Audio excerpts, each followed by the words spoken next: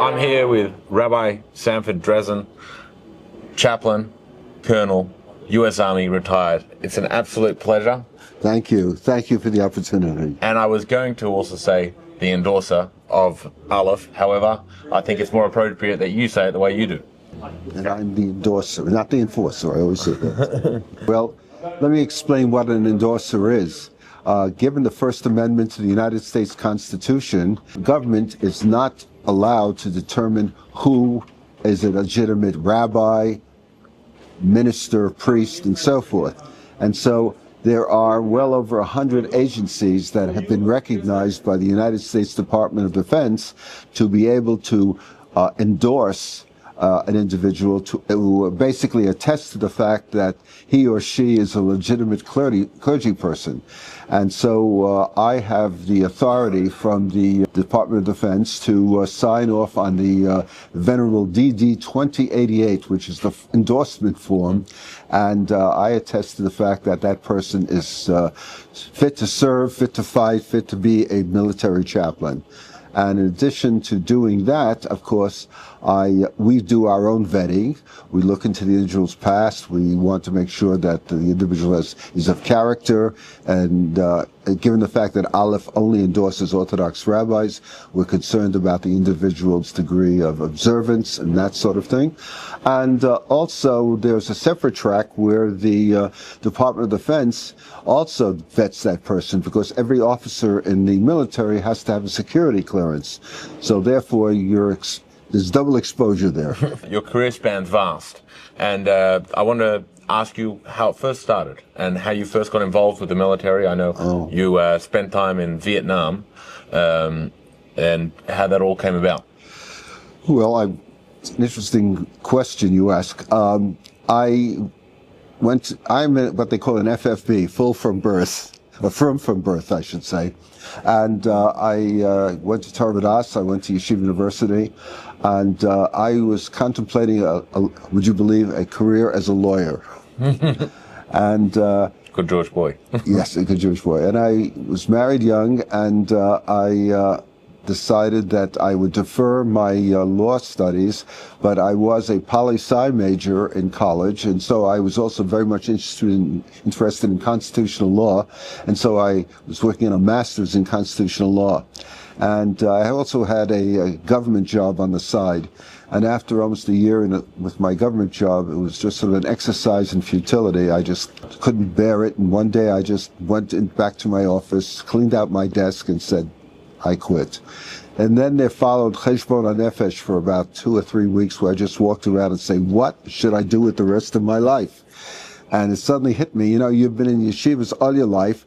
What you probably should be is a congregational rabbi. Okay, fine. But in the interim, while I was learning in yeshiva, I had some older friends who had served as chaplains, because in those days, and we're talking about the late 60s, there was a girl, there was a lottery, and the major seminaries required a certain percentage of their musmachim, their graduates, to enter the military.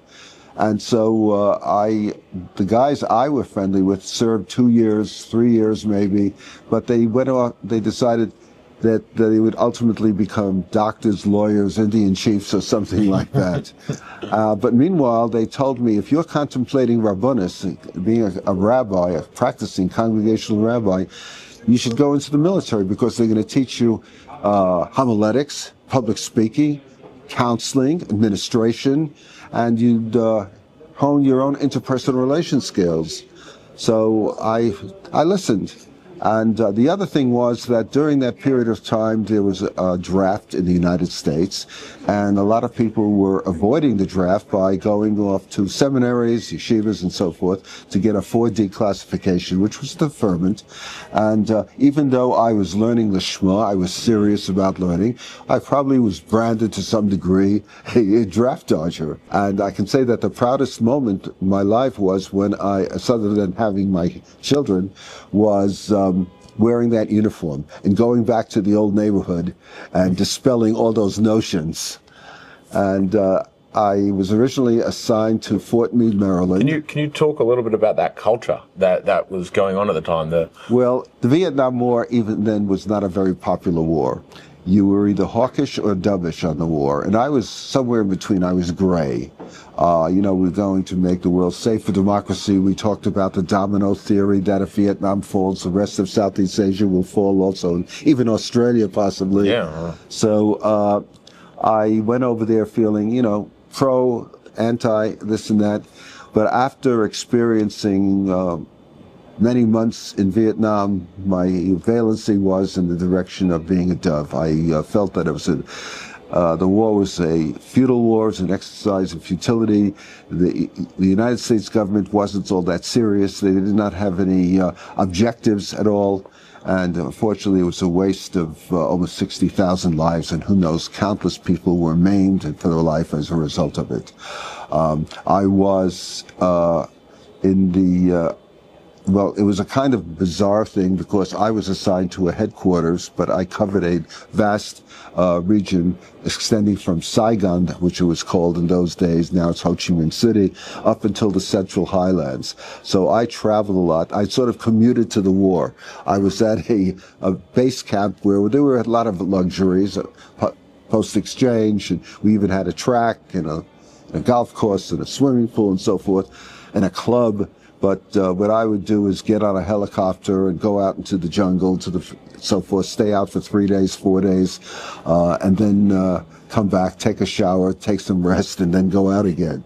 Not dissimilar, I guess, to the way that Israel fight now. Very much so.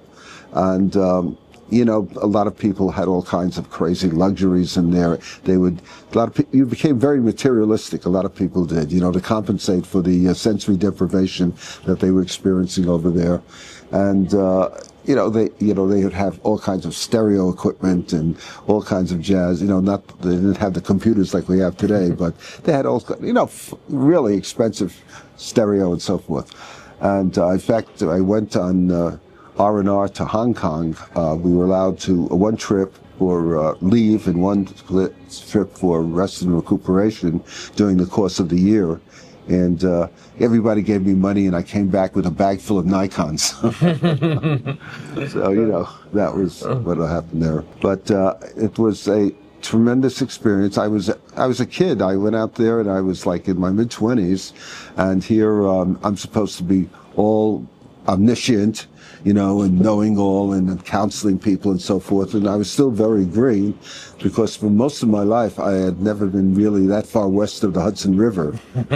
And it was a maturing process. And I was speaking at the Sudah Shlishis last night here at Aleph in the synagogue in the shul. And I talked about two experiences just before I left for Vietnam. One was with my maternal grandmother, who was diagnosed with heart failure and given by her cardiologist not more than a month or two to live. And she said to me, "I will be alive to welcome you home." And 12 months later, she was alive to welcome me home. And never, she was nifter a few weeks after that. But that shows you the power of the spirit, willpower. And the other was with my 2-year-old daughter, who sensed that I was going away. And she, at 2 years of age, she wasn't highly verbal. She today is a real perfectionist. So in fact, when I came home, she was 3 years old, she was a motor mouth. But when I left, she grabbed hold of my hand and wouldn't let me go. And she sensed something. And I had to pry her fingers from my hand. And I'd always think about that. Every time I would get on a helicopter, go out to the jungle, or so on, so I say, will I ever see my child again, my little baby? So we talk about successes, but there are a lot of poignant things, and thank God I really didn't come down with PTSD, any kind of severe PTSD, but I'll tell you, if I ever see a war movie or something, I get kind of tearful. Things come back. You see a lot of things over there. Would you be comfortable sharing some of those experiences, some of the more difficult conversations? Well, one of my most hairy situations was I was down in the Mekong Delta, and I was waiting. I had conducted a service, and I was waiting for a helicopter to pick me up. And I was standing at a heliport, and a helicopter came in. It wasn't my helicopter, and from the helicopter emerged group of soldiers, and I recognized that these were LRPs. They were long-range reconnaissance patrol, who these guys stay out in the jungle, and their mission is to ambush the ambushers and so on. And they were dragging a Vietnamese person clad in the black pajamas. Now, the Viet Cong, the guerrillas, also wore the same outfit, the black pajamas, as farmers did. And so they were dragging this poor guy by with a noose around his neck through the dust. And, you know, it's not to be an apologist for that type of behavior, but when you're out in the jungle like that and you are experiencing, you know, for 2 weeks, 3 weeks, the deprivation, the horrors and noise, you know, everything, you're hypersensitive to things. So they picked up this guy, they drank through this, so I had to intervene. I couldn't bear, because the poor man was incontinent already at this point. And I intervened, and one of these soldiers leveled his weapon at me. And I said I just stood there flabbergasted, and the other soldier said, "Hey, he's a chaplain." At which point the other soldier lowered his weapon. But, you know, things can happen. But there were some very funny times also. My assistant, right before Purim, and now we're before Purim, I gave him a mission to go into Saigon, and there was a USO there, and they had a bakery, an oven, and so forth. So I told him how to bake hamantaschen there. That would be cultural and so forth. And so he went in there. But while he was working to bake hamantaschen, the Vietnamese who worked at the USO were eating their dish called nuc mam, which is like a fermented fish sauce. It makes kimchi seem mild compared, and they eat it on rice. And if you're not used to it, the Yiddish word is chalushes. It could make you gag. So Mike toughed it out there, baked the hamantaschen.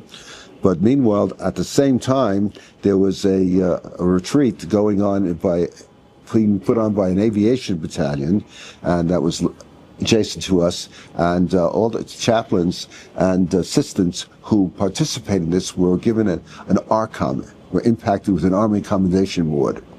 And my assistant, who unfortunately wasn't there because he was baking hamantaschen, I put his name down on the list for an ARCOM. So till this day, I'm sure he goes around telling everybody that he wanted our Army Commendation. For what did you get it? For baking hamantaschen. Oh, that's pretty good. That's pretty good. Being a chaplain in that theater of Vietnam, which is known to many of us culturally as probably the most PTSD-ridden conflict of the last, since the Second World War. What was that like for you personally, having those people come back and speak to you and experiencing their emotions? I can tell you that, it was Yom Kippur, and we had about 300 guys who many of them been flown in from various base camps, fire support bases, into our headquarters. And in fact, there were films done of them coming in, and we had, in those days, because there was a draft, there were still some yeshiva guys who could, who could lane, read Torah, who could lead the services and so forth. So I had some skilled help there. But after Musaf, we had a break, of course, and one young lieutenant comes up to me and says, "Rabbi, I have to talk to you." And I said, "Yeah, Lieutenant, sure."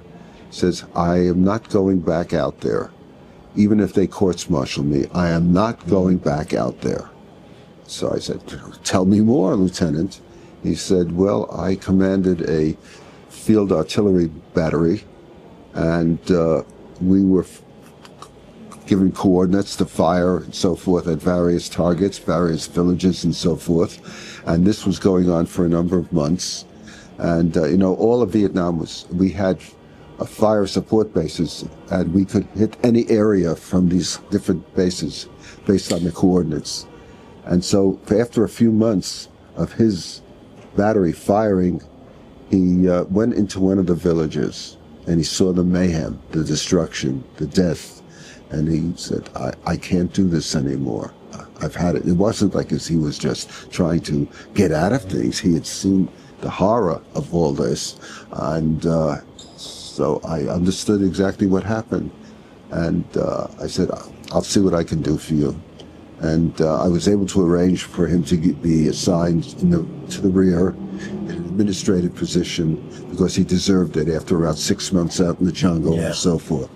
So, sometimes it's not only the gashmius, the spiritual aspect of thing, but although I should say the ruchnius, the spiritual side, but it's the gashmius also, you can be a fixer in some ways, and we were able to take care of that. Often we hear stories of miracles occurring during the Vietnam War and the Korean War, and I wanted to know if there's any times that you saw how... I was the beneficiary of a miracle once. I was talking about Purim earlier, and with the same hamantaschen, I had a helicopter assigned to me, and I'd arranged to read the Megillah at 5 different base camps. And so we took off, and I read the Megillah here, here, here. And then when we were on the way to the 5th one, it was getting dark. And the pilot of the helicopter said, listen, I've heard clicks on my radio. The enemy had radar-controlled anti-aircraft guns. And he felt that this would be dangerous in terms of continuing on as we were. We were going to an area that was heavily populated by these weapons.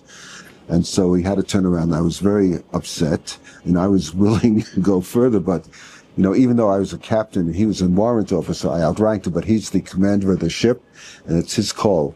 So we went back to my base camp, and having been out there for a few days and kind of fatigued, I slept late, and the sun was breaking through the little shack where I slept, and all of a sudden I heard a tremendous noise, almost like an explosion.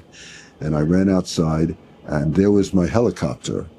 And it was being given over to the Koreans that morning because we did have Korean forces over there.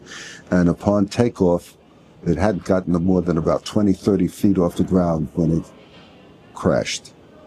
And later on, when they investigated, they found that the bolt that comes from the engine to the rotor, metal fatigue had cracked it, and the rotor stopped working.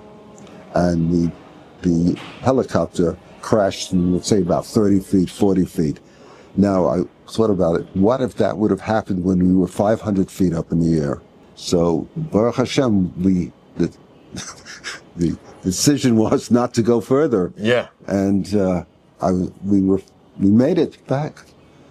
So that was a miracle in my mind. Yeah, no, that there's no other word for it.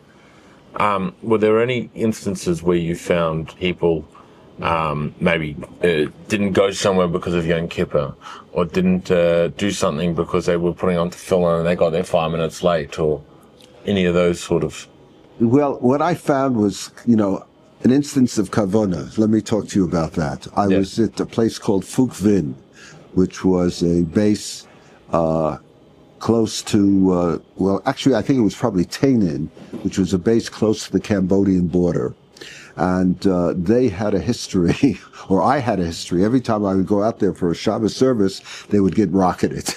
And so people would see me getting off a helicopter, they would head for the bunkers. But anyway, Kabbalah Shabbos services, Friday night services, and we were singing L'Chododi, and I had the guys really into it. L'Chododi, L'Kras, and all of a sudden, boom, boom, we were getting rocketed. And the guys were so into it, they just froze. They weren't moving. They were just sitting and continuing saying, and I screamed out, gentlemen, I think we better head to the bunker. Now, in my mind, that's kavana. That is definitely kavana. Do you think any element of that is also their the way that they were just so used to it? And so used to the sound of it all? I don't think so, because they still would go head for their bunkers and so forth. That makes the kavana even more. Yeah, they're right. Absolutely. I think it's just that they were experiencing the ruchnius of the moment. It's something that they've been deprived of for a while. I had didn't have a minion. I had about 8 guys there then, and I used to schlep with me, whatever I could in the way of kosher items and so forth for them. So I don't think it was that they were insensitive to it. I think they were just on a different planet for the moment. Finally got a taste of home. Yes. And Eibishter. And the Eibishter, right. Are there any stories that you share of the Vietnam War and your experiences that I'm not driving towards that you could share with us? It would be a little bit risque. I don't know if I would want to. I don't know if you want to use this, but I'll tell it to you. You can edit it out if you'd like. I mentioned earlier that we were given an opportunity to take R&R, rest and recuperation, and what I did is I went to Hawaii and met my wife, and another time I was able to take leave for 1 week, so I decided to go to Hong Kong. And I was staying in a hotel where a lot of the soldiers from Vietnam would stay when they went on leave. And one night I heard a knocking at my door, and there stood the bellhop, and they had a girl there. And he said to me, "G.I., you want girl?" I said, no. And so the next night, there he was again. "G.I., you want girl?" I said, no. So the third night, he's knocking on the door, and he says, he's got a boy, and he says, "G.I., you want boy?" I don't know if you want to edit it out or not, but... that's a true life. That's a brilliant one. Look, I went on shlichus to Thailand, so you know. Are there any more military-based stories from Vietnam? Well, there were a number of them. It was some frustration there because I was aware of the fact that drugs were being sold, and I was aware of the fact who was selling them and so forth. But the command at times turned their back on these things. It was like, go along, get along, and that sort of thing. It was a serious problem. There were a lot of the South Vietnamese officers and politicians were engaged in the drug trade also at that time, and it was an exercise in futility if I would try to bring things up. But there were some very strange things, because when in my travels throughout Vietnam, when you visited an exchange, PX and so forth. And some of them, you could not carry a weapon into the exchange. And in some of them, you had to carry a weapon into the exchange.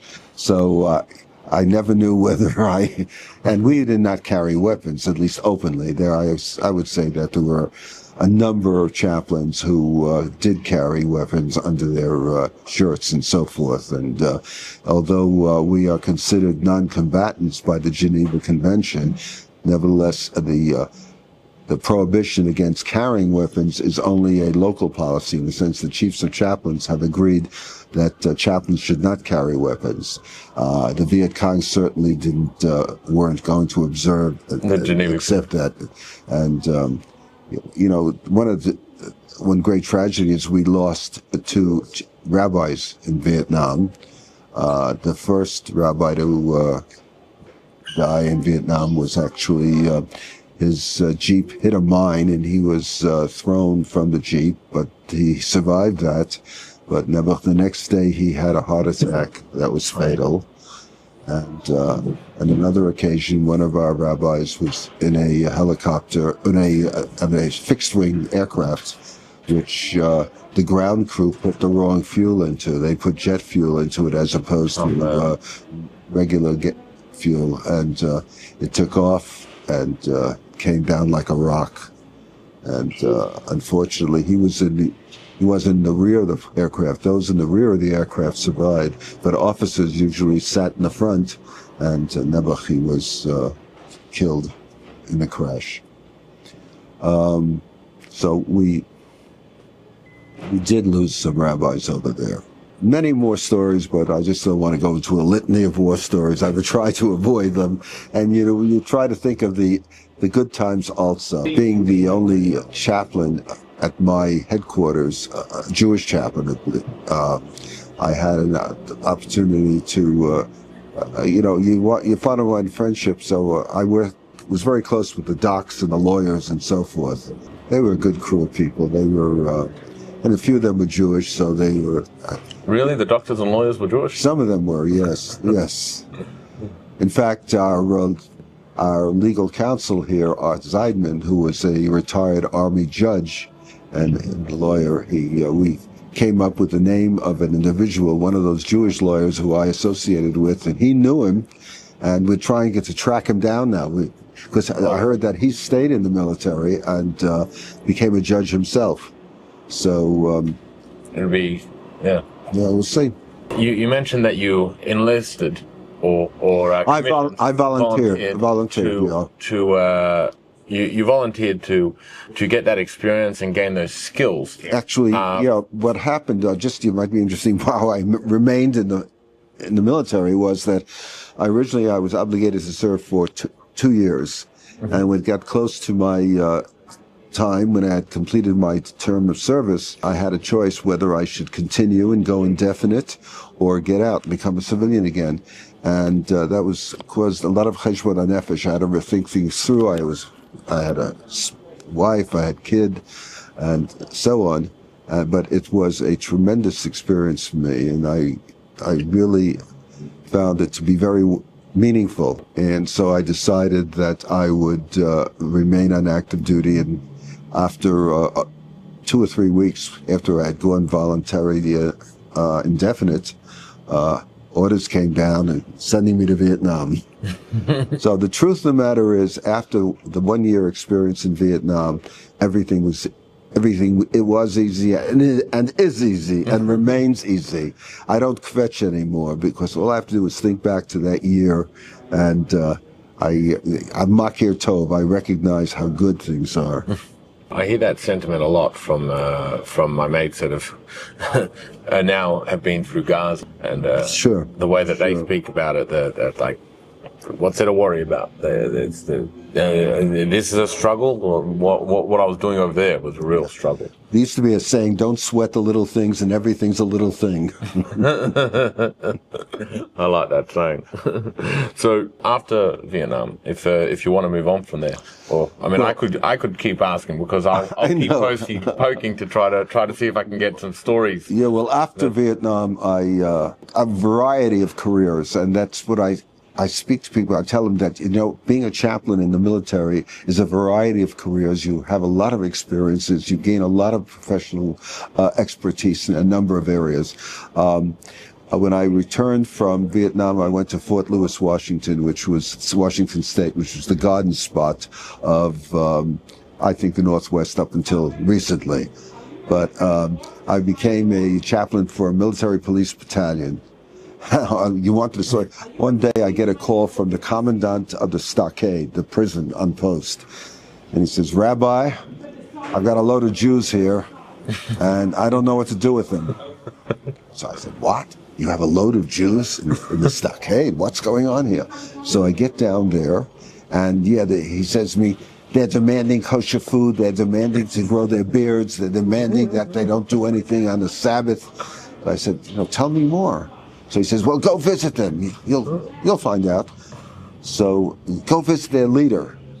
So I go into the cell block there, and they're all holding their New Testaments, like Chairman Mao's little red book, and they're waving it in the air. So I talk to them and so forth. I find out that this guy is a very charismatic guy. He's from a place called Black Diamond, Washington, and it's created the Levite priestly sect of Israel, a new religion. And so once I found that, I went back to the commandant and said, they're not Jews. I don't know what they are, but they certainly aren't Jews. So that's why it's important to have Jewish chaplains that can differentiate exactly between the two. So from there I went on to I had a hardship tour at Fort Wadsworth in Staten Island, where I went to the advanced course for the chaplaincy, and we were living in Staten Island and so forth, and there was an opportunity to be near a shul and so forth for that time. And then, wonder of wonders, I was selected for advanced civilian schooling. So I was given an opportunity to go to Yale University at the government's expense, full tuition and full pay, and I was in a dual program between the Yale Divinity School and the medical school at the university. And I was the first chaplain, not only the first Jewish chaplain, the first chaplain at the Yale Psychiatric Institute. And learned a lot there, and walked away with a Yale degree to boot. One experience I had there, which was kind of strange, was that I had been, my son was about 3 years old, 2.5, 3 years old at the time, and I was carrying him around in a backpack. I went hiking, and the next day I'm sitting at a case conference, or actually a group counseling session, and I have a number of schizophrenics there with my co-counselor, who's actually my supervisor. And I'm sitting there, and all of a sudden I'm getting this terrible chest pain. And, you know, you don't want to get up, you don't want to break the time limits and so forth, because all the patients might start acting out, because you have to keep them to a strict regimen, so to speak. So I look over to my supervisor, who's also my co-therapist, and I say, John, I think I'm having a heart attack. And he looks at me and says, in typical Rogerian style, what makes you say that? So I have to describe a litany of symptoms that I'm having. So I tough it out for the next 10 minutes, and fortunately, I was right across the street from the emergency room there, and I started walking out, and I'm usually cool under fire, but I was kind of pale and kind of saying, I'm only 32 years old, and I'm too young to die. Yeah. And so just as I'm going down into the emergency room, a fellow resident who happened to be a nun, named Sister Mary Jenkins, she looks at me and says, what's happening? You're terrible. I said, I think I'm having a heart attack. And so she grabs me by the arm, rushes me up to the desk and said, this is Rabbi Dresin, Chaplain Dresin. He may be having a heart attack. And before I know it, I'm on a gurney, and they're doing an EKG and so forth and so on. The bottom line is, thank God, what had happened was, between muscle strain from carrying my son around, I was coming down with the flu, and it was a confluence of symptoms, but sort of mimicked a heart attack. So thank God, Baruch Hashem. But I always was very close to this lady, because she was a very smart and very sensitive human being. So not many Orthodox rabbis have a nun who's a friend. And the bottom line is, she knitted me a yarmulke, a red yarmulke, with a green Advent wreath on it. I still have that in my collection of memorabilia. I don't wear it. Don't wear it. Yeah. And from there, I went on to be on the faculty of the Army Chaplain School, and I taught pastoral counseling and psychotherapy and so forth. That was my degree. And then I got the call to go down to the Puzzle Palace. And I went to the Pentagon and to the office of the Chief of Chaplains in the Army. That's the nickname for the Pentagon? Yeah. Puzzle Palace? Puzzle Palace, right. Exactly. And I was the Chief of Personal Actions, which means I handled all kinds of adverse stuff. God forbid, if a chaplain did I'm not talking about some Jewish chaplains, for the entire chaplaincy. Mm-hmm. My job was to basically protect the chaplaincy. I also managed promotions and assignments and things of that nature, efficiency, officer efficiency reports and so forth. So it was a wide variety of things, and I would answer when someone had a congressional, they wrote their congressman complaining about the way they were being treated. I'd have to go up to Capitol Hill and speak with the congressman and so forth. So one of the chaplains is waving goodbye. So that was a great experience.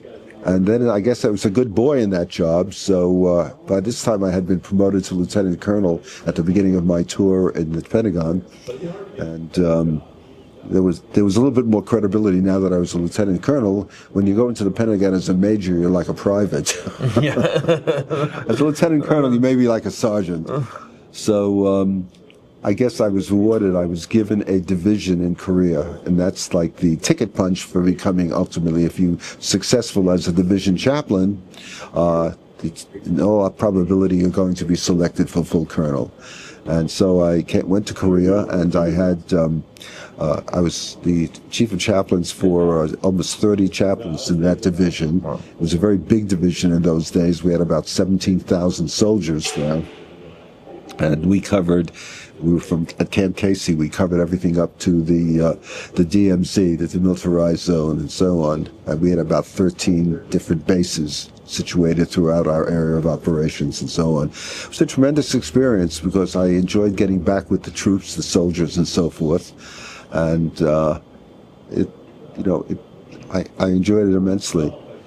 Well, let me ask, what was that experience like when you first got that posting at the Pentagon and realized that this is now your office?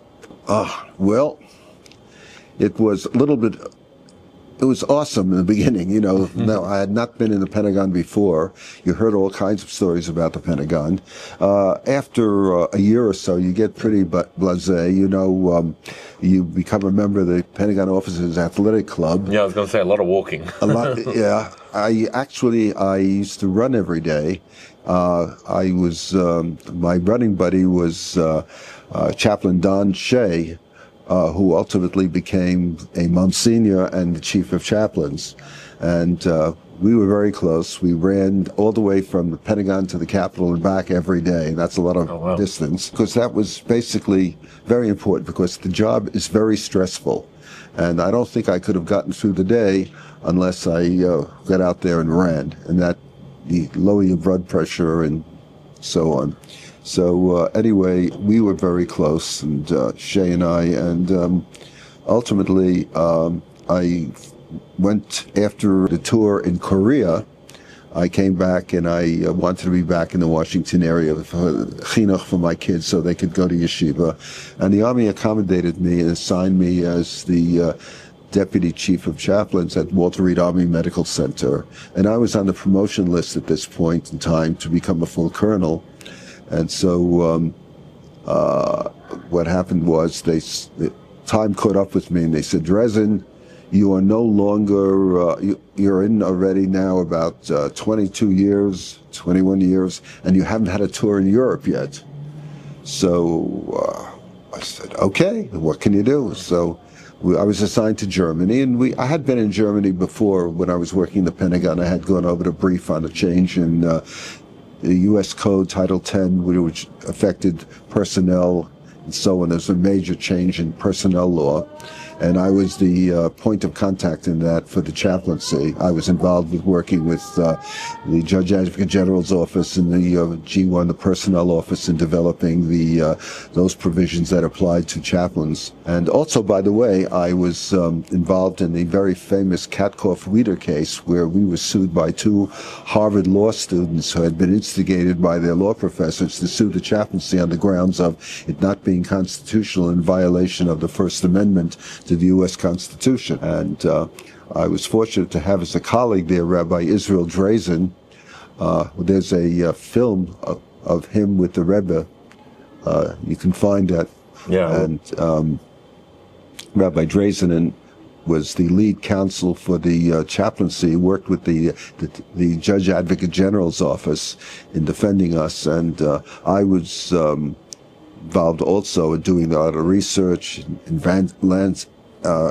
answering a lot of interrogatories, a lot of the questions that are raised by the defense and so forth. And Baruch Hashem, we won the case in the U.S. Court of Appeals. In fact, we knew it, but we probably had won the case because the judge from the bench said, if it wasn't for he was a Korean War veteran. He said, if it wasn't for my chaplain, I'd be dead today. So we knew we had it. But we were hoping that we would take it to the U.S. Supreme Court. But the two lawyers who sued us at the behest of their professors, who happened to be Jewish, by the way, found themselves in great law firms, and they weren't interested in pursuing the case after they graduated Harvard Law. So we were happy about this, and it put an end to any challenges, at least at that time and heretofore, regarding the chaplaincy's constitutionality. You talk about promotions, and I know every office building you want the top floor, the corner office. So there are 5 corners in the Pentagon, but what would be the finest office? The finest thing is to have an office with a window. Unless you're at least a full colonel or a general officer, you are not going to have a window. You're going to be out there in the bay with the rest of the hoi polloi. Years later, my office was hit by a 9/11 by one of the planes that hit the building. Thank God I'd been out of the Pentagon for a few years already at that point, but our office was under renovation, so there was nobody in it. Thank God. God. That's where the chapel is now. No, the chapel. There is a chapel in the Pentagon right now. I was there. Okay, yeah. Aleph and Chabad, the shul in concert with Aleph, donated a Sefer Torah to the chapel at the Pentagon. But unfortunately, next door to where we were, the chaplaincy was in the building, was the Army Reserve, and their commander and a number of the officers were killed by that crash. Very, very tragic. Very tragedy. I can tell you a funny story about that. When I was there working from the Pentagon, there was a heliport right outside. Someone had left an attaché case. In those days, it was attaché cases, and it sat out there, observed, unobserved, I'm not sure what, for hours. And finally, security said, this looks strange. So they had an AOD, explosive ordnance device, EOD, check it, and it was I believe there was a mortar shell that was not active, but with a note on it said, "See how easily I could have blown you guys away," or something to that effect. Oh my God, seriously? Yeah. So the next day I'm going off, I have to stop at my office, so I'm going out to the field, I have to catch a plane, and there's the DOD police, these are civilians who work for the Department of Defense, government employees are checking packages as you're going into the building. So I have a suitcase in one hand and my attaché case in the other, so I see he's got a table there and he's checking things, so I take my suitcase and put it down on the table. So he looks at me and says, "Sir, we're not checking suitcases, only attaché cases." Well, what can I say? You giving orders, check attaché cases. You're doing attaché cases. You don't want to check the suitcases. Nothing says procedure of the military like that. That's right, exactly. Following orders, literally. Yeah, literally. So in Korea, what was that like? Knowing that you have the full command of 30 chaplains underneath. Well, I did a lot of traveling, and I found myself in a very unique position because we have the evangelical types of Protestants, and then we have the High Church, the Presbyterians, and the Anglicans, and so forth. And there was a lot of friction between them, between these Christian Scientists, the Seventh-day Adventists, and the High Church types, the Lutherans, the Methodists, and so forth. And so who do you think was refereeing? Me. They come to me. It was like a Besdin or something. And I'd have to make shalom between them. It's funny, you're not the first chaplain to tell me that. Quite a few chaplains have said, like when I ask about chaplain school, they always say this exact thing, that everyone argues, and then they come to the rabbi and say, what does the Old Testament say? Exactly. And then I had a chaplain who unfortunately was born Jewish, who became a Messianic Christian. And I heard that he was really scared stiff when he heard that his new boss was going to be a rabbi. And so I had a few interactions with him along the way, and then it came time for him to be rated. And so before you give him his rating, you call him into the office and sit down with him. And I looked him in the eye and I said, you're a lousy Jew, but you're a good guy. And so he was. He didn't try to convert anybody. If he was out there trying to proselytize, then that's a different story. But he acted like a typical Protestant chaplain. And so I gave him a decent rating. Well, Europe was a fascinating experience because I was the Chief of Chaplains for the 7th Medical Command, and the Medical Command had over 100 clinics and hospitals throughout Europe. So I had the opportunity to travel all over Europe, visit my chaplains. I had about 65 chaplains who were working for me in various locations, including Berlin. And at that time, Berlin was East Berlin. It was East Berlin, West Berlin, and so forth. And we would be able to go there unimpeded. We had carry what were called flag orders, which would allow us to drive from West Germany through East Germany into Berlin. And I made many such trips. And one winter night, I was driving with a member of the Jewish community in Heidelberg, because Heidelberg, interestingly enough, had a Jüdische Hochschule, that a Jewish university, which was attached to the University of Heidelberg. And so we had a number of scholars, both Jewish scholars from Israel and the United States coming in. The rector or the dean of that school at that time was Professor Julius Karlbach, who was the first cousin to Shlomo Karlbach.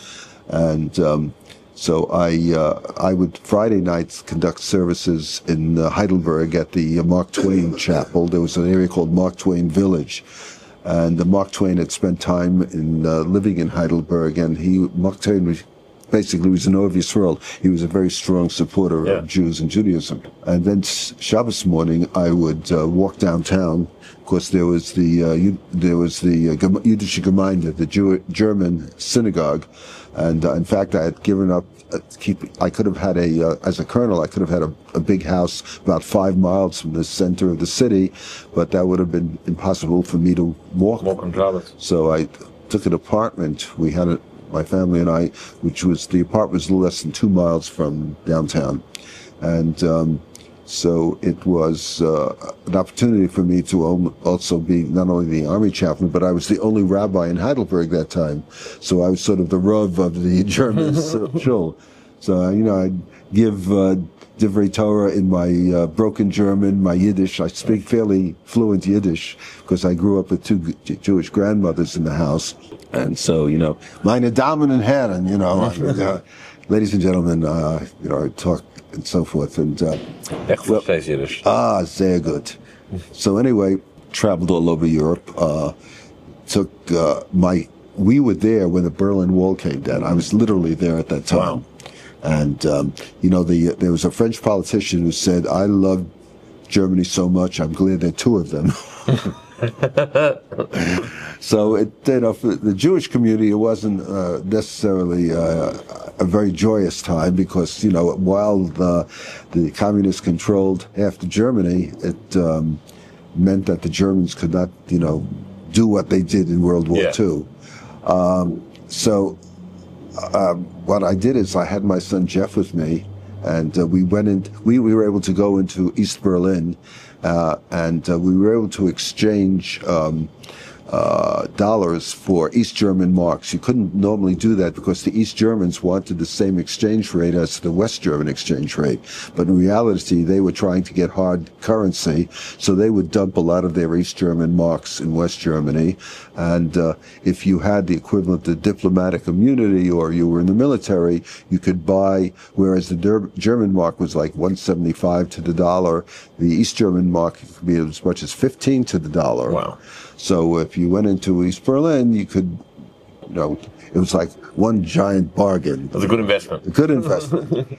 But so what we did is we bought a heavy hammer at one of the East German hardware stores, and I had Cheif up on my shoulders, and he took it to the wall. Wow. And he got a lot of the original graffiti, which he was giving away as Hanukkah presents to people. Really? And later on it became a cottage industry to paint over the original paint where they broke off the original graffiti, paint more graffiti, and sell that. Sell that. So it's interesting because when my son applied to medical school, they asked for an essay, and he wrote about his experiences with the Berlin Wall. We were there when the Brandenburg Gate opened up and so forth. Wow. In fact, I was at a bar when the wall came down, and who's playing in the bar? It was an Israeli band, or there were some Israelis in the band, so it was the Quite guys. ironic. The guys saying, "Hey, play Hava Nagila, play Yishalayim Shel Zahav," or something like this, and they were playing this music. It was wild in the middle of Germany, and so on. That was quite a series of interesting experiences. We also we were in Germany when the Gulf War broke out, and as in anticipation of the Gulf War, I was, as the Chief of Chaplains of the Medical Command, I was commuting back and forth to Washington, D.C., because I was involved in the war plans to open up mothballed hospitals and throughout Europe, because the original thought was that we might lose up to 20,000 troops in the first week of the war. Thank God, nothing near that. Yeah. And we just were able to roll over the Saddam Hussein's Republican Guard and the like. But it was an interesting situation because we had the soldiers that were deploying to Iraq from Germany, and their families were in Germany. They weren't in the United States. So it was an issue: was what if any of these soldiers, these battalions, were wiped out in the war? What would we do with the families? They didn't have their support groups there and so forth. They weren't back in the States with their extended family. So we had to develop all kinds of plans, and God forbid, in the event that their loved ones had been hurt or damaged or killed in Iraq. And I remember once our command psychiatrist had a real wild quip because, you know, we had to make plans to evacuate the families from Europe, but also they had a lot of pets. And so you have to evacuate the pets too. So I remember the psychiatrist saying, "This is a lesson. We should not have any pets that we can't eat." If you want to bring a cow, sure. Yes, exactly. No dogs. Through your career, from Vietnam until still seeing today, how has the military changed, and how has the chaplaincy evolved? I find the chaplaincy is far more professional now. The chaplains, in general, are far more well-trained. They are far more spiritually fit, physically fit, and that's particularly true of the Jewish chaplains. I remember when I first came in, I was a fat Jewish boy, weighed about 215 pounds, smoked 2 packs of cigarettes a day, and so forth. And I had to shape up very quickly. I lost about 20 pounds, and in Vietnam I lost 50 pounds. No wonder why your wife supported you going. Yeah, my mother cried when she saw me come back. You know, she thought it looked like I came out of a concentration camp. Right. But the chaplaincy is, chaplains across the board are far more skilled in terms of their skill, their knowledge, their ability. They really represent a highly trained and highly motivated group of people today. And that's particularly true of my Jewish chaplains here. And having sat through the conference, you saw how in tune they are with the military and in tune with the Jewish community, Jewish values. You know, who would dare say that an Orthodox rabbi can't function in the military? Look at all the guys with the beards here. We had to... Rabbi Goldstein is a legend, but he was an Ein Einzig, he was a one and only, and there was only up until about 10, 12 years ago that Mendy Stern, and I was involved in getting Mendy Stern his waiver for his beard, and we had to go back to the Pentagon. I was a civilian already, and I had to sit down with a 3-star general, go toe-to-toe with him, who was the G1, the Chief of Personnel of the Army, and we were fortunate enough to have the pro bono services of Nat Lewin, the famous constitutional lawyer and so forth, and brought Mr. Lewin up to the Pentagon to meet with this general and his staff, and it was amazing because The general's legal counsel was a colonel, a woman who, obviously, a woman of high rank, a lawyer, and so forth. She ran up to Mr. Lewin and said to him, "Mr. Lewin, 38 cases tried in the Supreme Court." She was meeting a rock star, you know. It's like if I meet Brady or something. That's right. So Mr. Lewin really basically did a great job for us, and who knows what it would have cost if we had to hire private counsel for this. But ultimately, what happened is the military came. We sued the Secretary of the Army, and the U.S. Attorney. Yeah, Mendy actually said the story on film. Okay. Yeah, he said that the Army basically said, if you want an answer, sue. Mm-hmm. And we said, yes. Yes. We did. And that's what happened. Which I think also goes into what an endorser is, and what Aleph does, and what that all means. It's a good point. We not only do the paperwork, but we also are advocates for the chaplains. We also make field visits, and I would visit the chaplain's commander, and actually not only his commander, but also the commander of the installation. Because very often the chaplain himself doesn't even get to go to that high strata of command, and it's always grease the skids, so forth, make things easier for that person, and so forth. In fact, I was visiting one installation, and I was speaking to a brigade commander, and who was himself a full colonel, I think promotable to general, and looking around his office, and I see this picture on the wall, and I said to the commander, "I know that man." He says, "Yeah, that's my father." And I said, "We served together in Vietnam." Oh, wow. So things were beautiful after that. Yeah. I'll ask, is there any stories or any ideas that I didn't quite touch upon that you'd like to share and give over? I think I've run out of ideas and anecdotes and quips and so forth, but I really appreciate this opportunity, and maybe we can have part 2 of this interview sometime. I'd love to. I'd love to do it. I want to thank you so much. Thank you very much, Rabbi Dresin. I appreciate it a lot. Thank you. Thank you very much.